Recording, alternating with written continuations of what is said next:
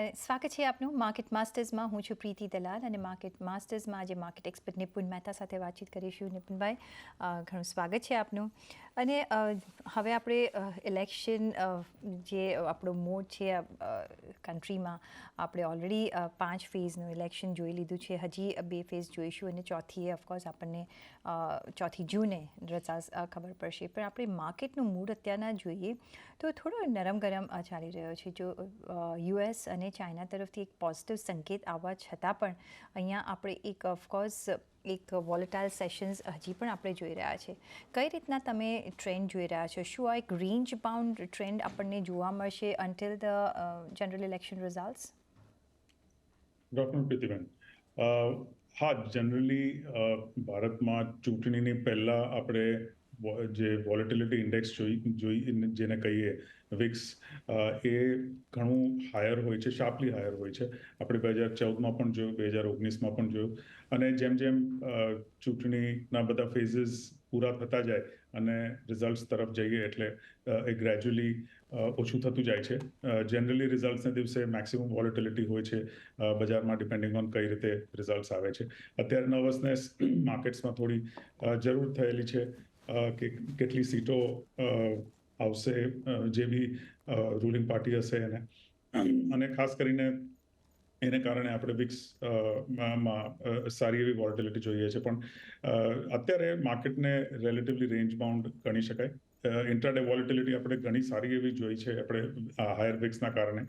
પણ તે પણ ઓવરઓલ માર્કેટ્સ જે આપણે જોઈએ છે એક રેન્જમાં 500 થી 600 પોઈન્ટના રેન્જમાં આપણે નિફ્ટીના રેન્જમાં આપણે જોયું છે. ગ્લોબલ ફેક્ટર્સમાં પણ ઘણા પોઝિટિવ ન્યૂઝ આવતા રહ્યા છે. પણ આઈ થિંક ખાસ કરીને આપણે જે ક્વાર્ટરલી રિઝલ્ટ્સ જોયા માર્ચ ક્વાર્ટરના, જે અત્યારે ઘણા બધા સેક્ટર્સમાં આપણે રિઝલ્ટ જોયા, એ ઘણા ધાર્યા કરતાં પોઝિટિવ આવ્યા છે, સારા આવ્યા છે. અને એને કારણે જે વિઝિબિલિટી છે પ્રોફિટેબિલિટીની કે ગ્રોથની અને ઓર્ડર બુકની, એ ઘણી સારી આપણે જોઈ રહ્યા છીએ. અને એને કારણે માર્કેટ્સમાં લેવાલી કોન્સ્ટન્ટ છે. ફંડ રેઝિંગ કોન્સ્ટન્ટ ચાલી રહ્યું છે જો આપણે જોઈએ તો મ્યુચ્યુઅલ ફંડ ઇન્ડસ્ટ્રીમાં. એટલે જે સ્ટોક માર્કેટ તરફ કે મ્યુચ્યુઅલ ફંડ તરફ નિવેશ જે વધ્યો હતો એ જળવાઈ રહ્યો છે. અને એને કારણે આપણે માર્કેટ્સમાં સારો એવો સપોર્ટ જોઈ રહ્યા છે, ડિસ્પાઇટ જે બી અનસર્ટનિટી હોય, વેધર ઇટ ઇઝ ચૂંટણી રિલેટેડ કે વૈશ્વિક કારણો હોય એને રિલેટેડ. પણ constant market interest, positive interest જોઈ રહ્યા છીએ આપણે. એબ્સોલ્યુટલી. અને જે ફોર્થ ક્વાર્ટરના જે નંબર્સ આવ્યા છે નિપુણભાઈ, ઇટ્સ અ સેવિંગ ગ્રેસ. જે રીતના આપણે જોઈ રહ્યા છીએ નંબર્સ આવ્યા છે, ધારા કરતાં ઘણા બધા આપણે એક સારા નંબર્સ જોયા છે. સ્પેશિયલી બેન્કિંગ સેક્ટર્સ જુઓ, આઈટી થોડા અંશે જુઓ, એફએમસીજી થોડા અંતરે જુઓ. એક ઓવરઓલ આપણે જોઈએ તો એક અહીંયા એક સેવિંગ ગ્રેસ તરીકે છે. ઓફકોર્સ ઇલેક્શન્સ તો એક પીરિયડ છે ને, ઇલેક્શન પહેલાં પણ આપણે ઘણા બધા સ્ટોકમાં મૂવમેન્ટ જોતા હોય છે અને એ અત્યારના પણ આપણે જોઈ રહ્યા છે. એઝ ફોર એક્ઝામ્પલ અત્યારના આપણે નજર કરીએ તો રેલવે સ્ટોક્સ, જે રીતના આ સેક્ટરમાં ઓર્ડર્સ પોરેન થઈ રહ્યા છે, જે રીતે આધુનિકીકરણ આપણે જોઈ રહ્યા છે. અને એવું નથી કે બિકોઝ ઇલેક્શન્સ છે ને બિકોઝ બજેટ છે તો આ સેક્ટરમાં આપણે એક મૂવમેન્ટ જોઈ રહ્યા છે.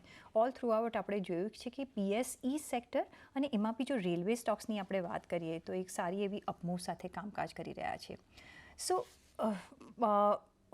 જે ગ્રોથ વાઇઝ આપણે જોઈએ, જે આખી ઇકોનોમી જે બિલ્ડઅપ થઈ રહી છે એના માટે જે રેલવેનો આપણે જે પાર્ટ જોઈએ, અને સાથે ઇલેક્શન ફેક્ટર પણ જો લઈ લઈએ, કઈ રીતના તમે રેલવે સ્ટોક્સ પર નજર રાખશો? તમને વેલ્યુએશન વાઇઝ કેવું લાગે અને અત્યારના તમે નિવેશ કરશો આ એરિયામાં? સો આપણે ગયા વખતે પણ શો કરેલો ત્યારે પબ્લિક સેક્ટર એન્ટરપ્રાઇઝીસની ઘણી ડિસ્કશન કરેલું, જે રીતે ઓર્ડર ફ્લો એ લોકોને આવે છે. અને ખાસ કરીને જે ગવર્મેન્ટનું ઇન્ફ્રાસ્ટ્રક્ચર ઉપર અને વિધિન ઇન્ફ્રાસ્ટ્રક્ચર રેલવેઝ ઉપર જે ફોકસ રહ્યું છે, જેટલું સ્પેન્ડિંગ થઈ રહ્યું છે to not just improve technology, પણ frequency of trains, number of trains, અને જે ઓર્ડિનરી રેગ્યુલર ટ્રાવેલર હોય એને કઈ રીતે કન્વિનિયન્સ વધારે કરવી, બેટર ક્વોલિટી ઓફ ટ્રાવેલ કઈ રીતે કરવું, એને કારણે આપણે કોન્સ્ટન્ટ રેલવે સેક્ટરમાં સ્પેન્ડિંગ જોઈ રહ્યા છે. સેફટી કેવી રીતે વધારવી, કન્વિનિયન્સ અને સ્પીડ કઈ રીતે વધારવી અને ઓવરઓલ ફ્રીક્વન્સી ઓફ ટ્રેન્સ અને ઓવરઓલ રેવન્યુઝ કઈ રીતે વધારવી અક્રોસ ધ રેલવે સ્પેસ એ આપણે જોયેલું છે. એટલે ફોકસ જે પહેલાં ઘણા વર્ષો પહેલાં રેલવે સેક્ટરમાં ફક્ત કેટલી ટ્રેન્સ વધારવી એ હતું, એઝ ઓપોઝ ટુ દેટ અત્યારે ઘણા બધા વધારે ફેક્ટર્સ છે જે રેલવેઝના સ્પેન્ડિંગમાં અને રેલવેઝના ગ્રોથમાં કોન્ટ્રીબ્યુટ કરે છે. નંબર ઓફ બોગીઝ હોય, સેફટી હોય, એર કન્ડિશનિંગ ઓફ ટ્રેન્સ હોય, સ્પીડ ઓફ ટ્રેન્સ હોય, રેલવે ટ્રેક્સ હોય. એટલે વી આર સીઈંગ એક constant growth in spending for railways અને હિસ્ટોરિકલી રેલવે સેક્ટરમાં વધારે ગવર્મેન્ટ કંપનીઝ PSEs રહેલી છે. એને કારણે આપણે એમાં એક્ઝિક્યુશન જોઈએ છે, ફાસ્ટર એક્ઝિક્યુશન જોઈએ છે, ફાસ્ટર ડિસિશન મેકિંગ જોઈએ છે અને that is getting translated into higher growth, higher profitability અને ગ્રેજ્યુઅલી એક ઇનિશિયલ ઓર્ડર્સ આવ્યા છે, પણ આપણે ઓવર ધ નેક્સ્ટ 5 થી 10 વર્ષમાં રેલવે સેક્ટરમાં એ પણ જોઈશું કે રેલવે એક્સપોર્ટ્સ ઘણું કરી શકશે. એટલે આઈ થિંક ઓવરઓલ જે રેલવે સેક્ટરમાં ગ્રોથ આપણે આવ્યો છે અને I would put that as public sector એન્ટરપ્રાઇઝમાં ગ્રોથ, જે overall viewing of public sector enterprises જે વર્ષો પહેલા એક ઘણું સ્લો ગ્રોથ ગણાતું, પ્રોફિટેબિલિટી પર એટલો ફોકસ નહોતો, ગ્રોથ પર ફોકસ નહોતો, એ કમ્પ્લીટલી બદલાઈ અને અત્યારે ગ્રોથ પર ફોકસ છે, પ્રોફિટેબિલિટી પર ફોકસ છે, એક્સપોર્ટ્સ કઈ રીતે કરી શકાય, મેક ઇન ઇન્ડિયા પર કઈ રીતે ફોકસ કરી શકાય, એ બધા પર ફોકસ ઘણો વધ્યો છે. એટલે I think why only railways, આપણે we can look at the same thing in defence, capital ગુડ્સમાં છે, રિઝલ્ટ્સ જે આવ્યા છે અને જે ઓર્ડર બુક પોઝિશન છે ઘણી સ્ટ્રોંગ દેખાય છે અત્યારે.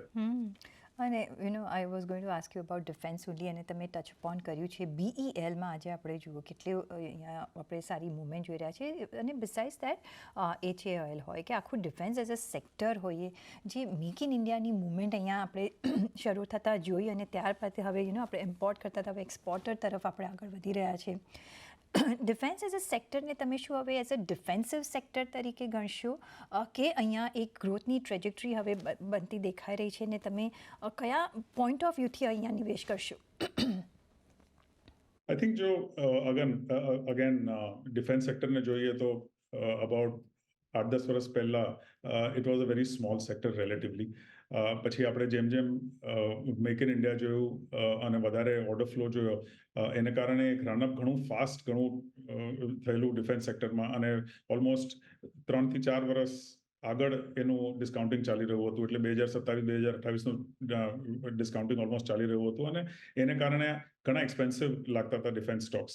પણ જે રીતે આ ક્વાર્ટરના રિઝલ્ટ્સ આવ્યા છે, જે રીતે અગેન એક્સપોર્ટ્સ પર ફોકસ થયું છે, એક્ઝિક્યુશન જે રીતે ઘણું ઇમ્પ્રૂવ થયેલું છે અને બેક્ડ બાય પ્રોફિટેબિલિટી, એને કારણે જે આપણે ટોપલાઇન ગ્રોથ જે પહેલા ફક્ત 5-10% ગ્રોથ જે જોઈ રહ્યા હતા, એઝ ઓપોઝ ટુ દેટ આપણે ઓલમોસ્ટ 30-40% ગ્રોથ જોઈ રહ્યા છે. અને not just in revenue growth પણ પ્રોફિટેબિલિટી ગ્રોથ પણ જોઈ રહ્યા છે. આપણે જે બી હમણાં પાછલા 8-10 દિવસમાં રિઝલ્ટ્સ ડિફેન્સના આવ્યા, એમાં જે ઓવરઓલ ફોકસ છે એ કમ્પ્લીટલી ચેન્જ થઈ ગયો છે. અને exactly as like you sad, weather it is make in India, weather it is exports, weather it is growth of the entire sector, આપણે એટલો ફાસ્ટ પેસ્ડ ગ્રોથ જોયો છે કે અત્યારે જેમ જેમ ક્વાર્ટરલી રિઝલ્ટ્સ આવે છે, ઓવરઓલ પીઝ એના ઘટી રહ્યા છે. અને જે આપણે ગણતા હતા કે 2027-28 સુધીનું ડિસ્કાઉન્ટિંગ થયું છે, એમાં પણ એક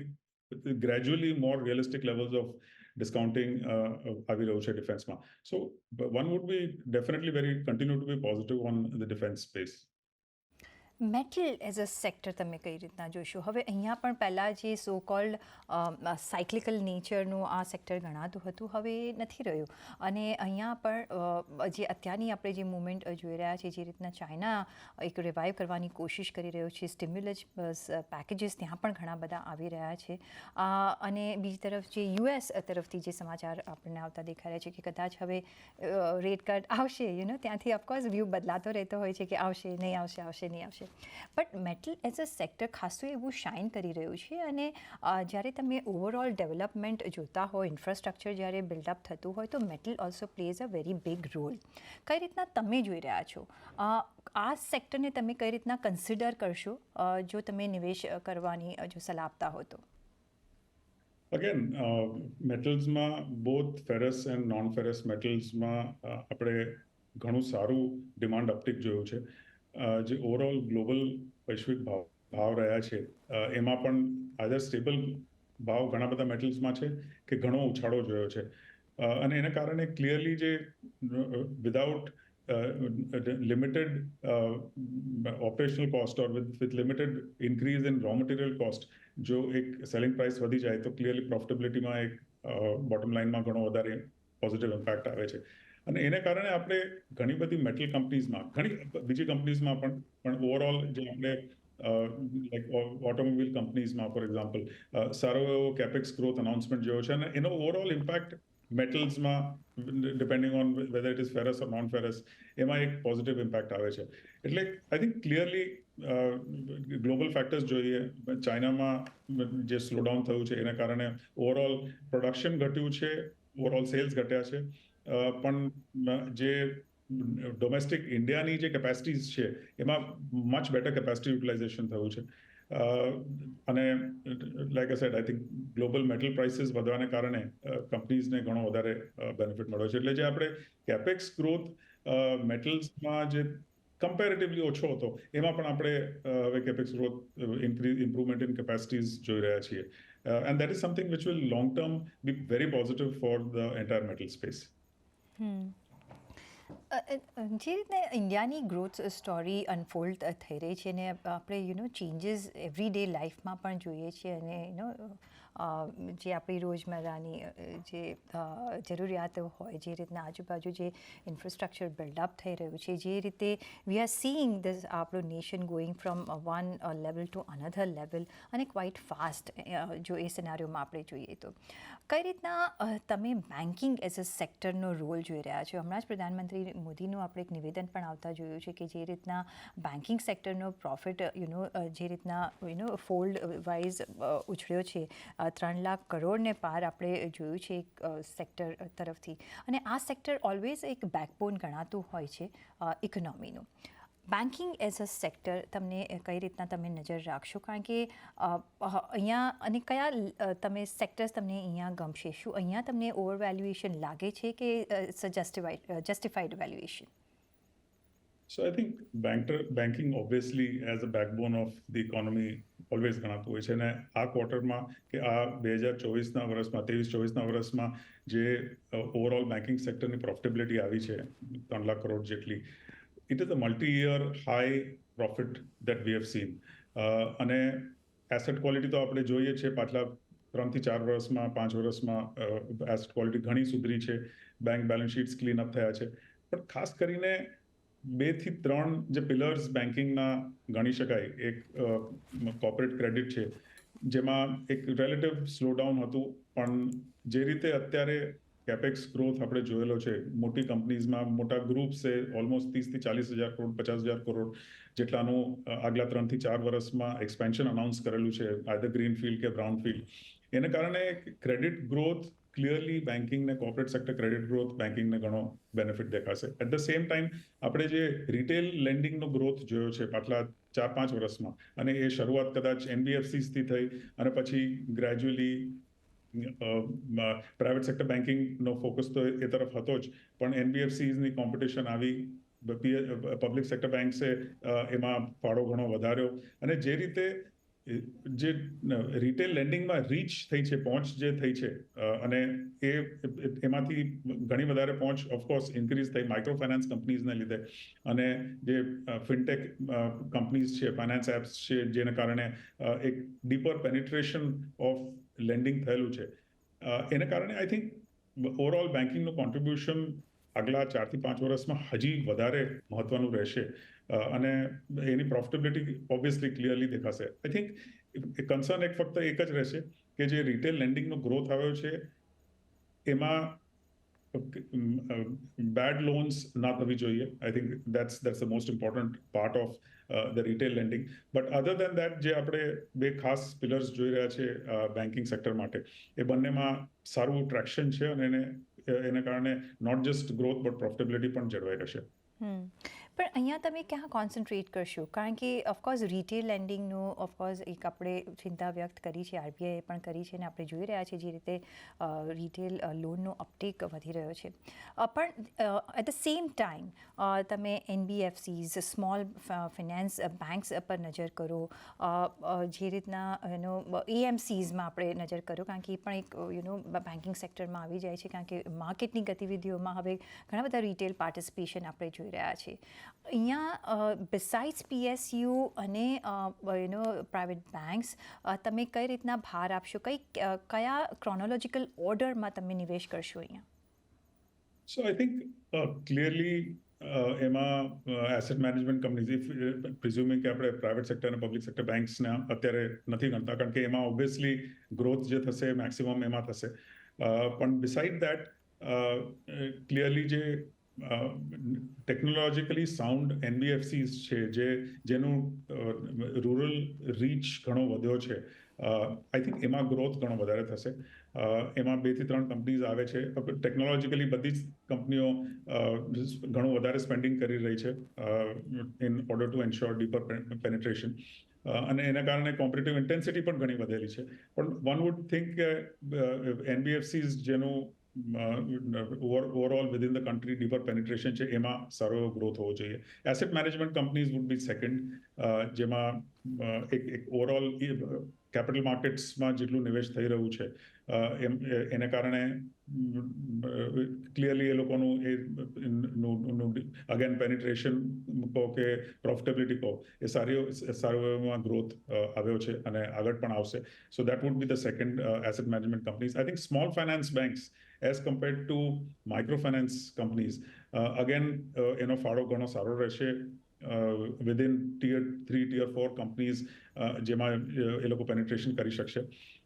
એટલે I think not just in overall in banking, પણ આ રીતે લાર્જ એનબીએફસીઝ હોય, એસેટ મેનેજમેન્ટ કંપનીઝ હોય, સ્મોલ ફાઇનાન્સ બેંક્સ હોય, એમાં પણ સારી એવી પ્રોફિટેબિલિટી ગ્રોથ અને ટોપલાઇન ગ્રોથ આપણે જોઈશું. જી, તો ઓફકોર્સ ઘણા બધા એવન્યુઝ છે અત્યારના કે તમે નિવેશ કરી શકો છો when the country is booming and when the stock markets are booming. Of course અહીંયા as a retail investor we have to boom, અને અહીંયા તમને ઘણી બધી ઓપોર્ચ્યુનિટી મળશે ચૂઝ એન્ડ પિક કરીને તમારું નિવેશ કરવાનું. પણ ઓન ધેટ નોટ, નિપુણભાઈ, ઘણો આભાર તમારો અમારી સાથે જોડાવા બદલ અને આપના વેલ્યુબલ વ્યૂઝ અમારી સાથે શેર કરવા બદલ.